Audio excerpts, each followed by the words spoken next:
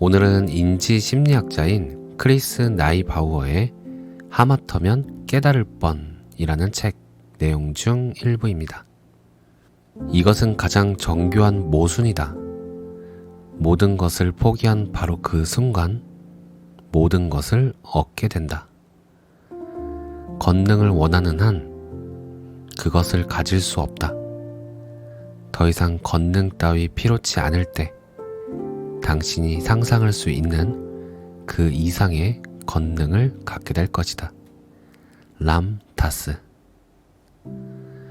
불안하다 라는 생각의 배후에는 정말 난 불안해하고 싶지 않아 라는 생각이 있다.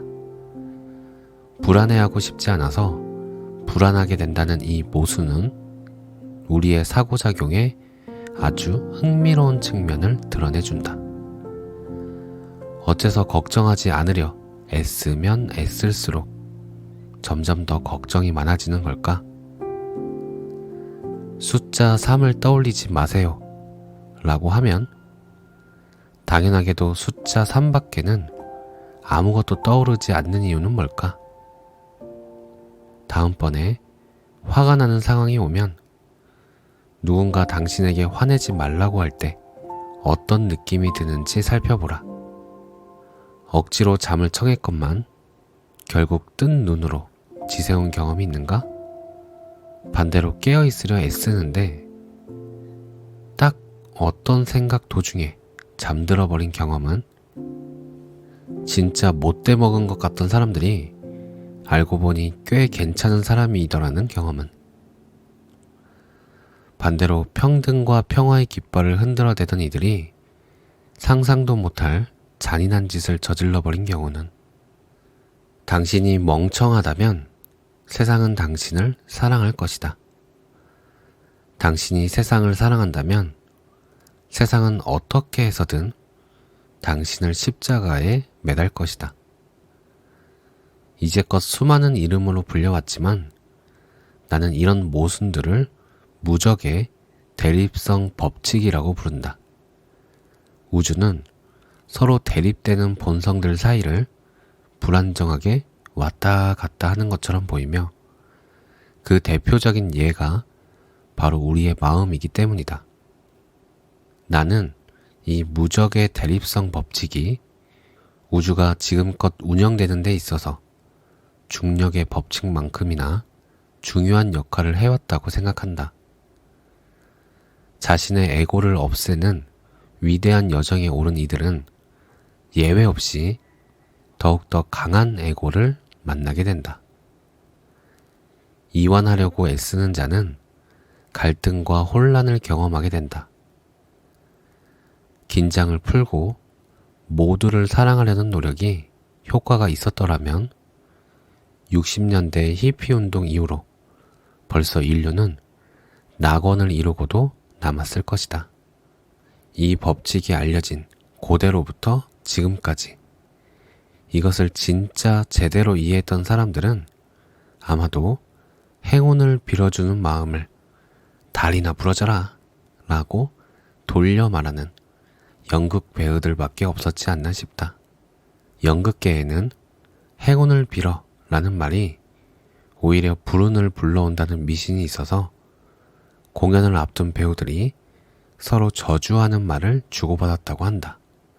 의미심장하게도 본래 배우들은 나 아닌 존재로 가장하는 일에 능숙한 사람들이다. 물론 이 대립성 법칙은 한 조각 마음의 평화 또는 깨달음을 추구하는 데도 적용된다. 행복과 평화를 추구하는 길에서 가장 큰 장애물은 바로 그것을 추구하고자 하는 욕망 그 자체이다. 앨런 와츠는 이 점을 정확하게 집어냈다. 더 나아지기를 바라는 그 마음이야말로 당신이 나아지지 못하는 이유이다. 그런데도 당신은 여전히 행복해지려 애씀으로써 행복해질 수 있다고 생각하는가? 우리가 자신의 생각과 감정을 제어할 수 없다는 사실은 그 생각과 감정이 우리 자신이 아니라는 가장 큰 증거이다. 그럼에도 현재의 문화는 자기 통제라는 관념을 발명해냈다. 나 자신도 아이들에게 정신 좀 차려 라고 말하곤 한다. 마치 그것이 가능이라도 한 재주인 양 환상을 진짜로 착각하는 것이다. 표면적으로 보면 마음은 갈등을 벗어날 수 없는 운명인 것처럼 보인다. 이것이 바로 우리가 에고 안에서 불화를 경험하게 되는 근본 원인이기 때문이다. 지금까지 세상에 존재했던 모든 생각은 죄가 없고 문제는 생각과 현실을 혼동한 우리 자신에게 있다. 이 사실을 자각한 누군가는 소위 깨달음의 추구를 중단하게 될지도 모른다. 왜냐하면 자신이 추구해온 책에서 읽고 또 읽어온 그것이 사실은 그저 깨달음에 대한 하나의 견해일 수 있기 때문이다.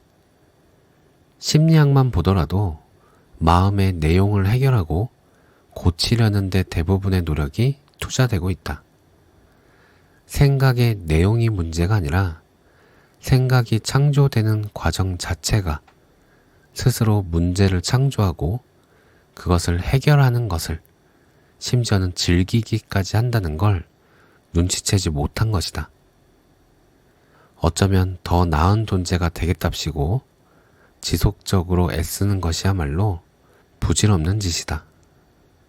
사람들이 추구하는 의식의 변용이라는 것이 애초부터 부질없는 것은 아닐까?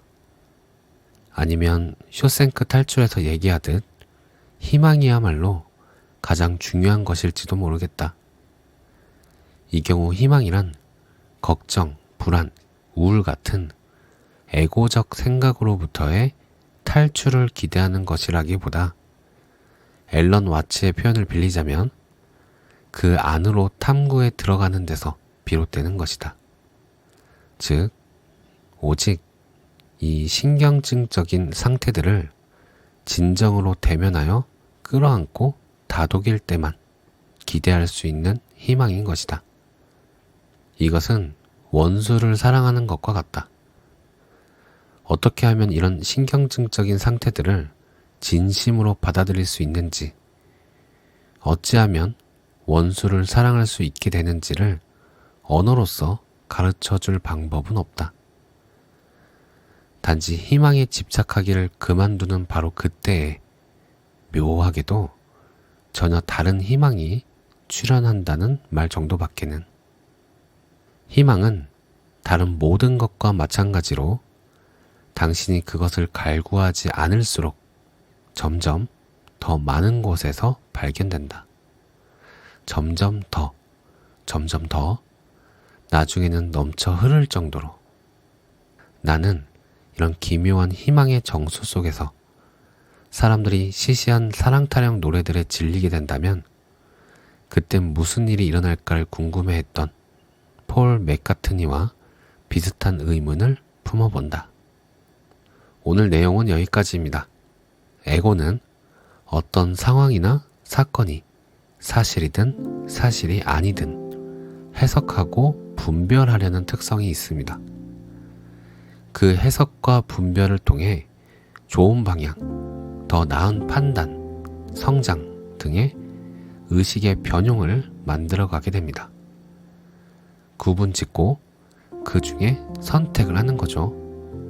여기서 에고의 작용은 마치 자연현상처럼 발생하는데 그것이 내가 했다라고 착각하는 순간 그 생각과 감정에 매몰될 가능성이 높고 다양한 신경증을 만들어낼 수 있다고 합니다. 책에서는 뚜렷한 해답을 제시하기보다는 에고의 특성을 하나씩 살펴보면서 에고의 해석 장치가 동작할 때마다 그것을 알아차릴 수 있도록 도와주고 있습니다.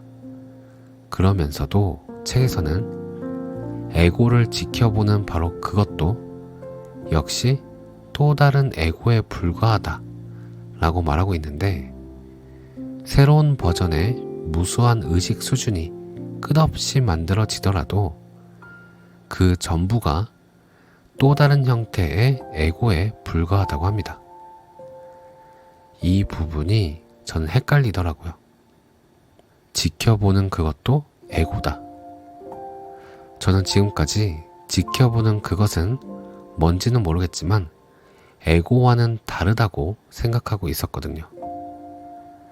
이러한 정의 내리고 판단하는 것을 그만하라는 것인지 더 깊이 파고들어 보라는 건지 모르겠다 가 절로 나옵니다.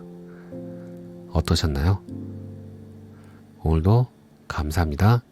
사랑합니다.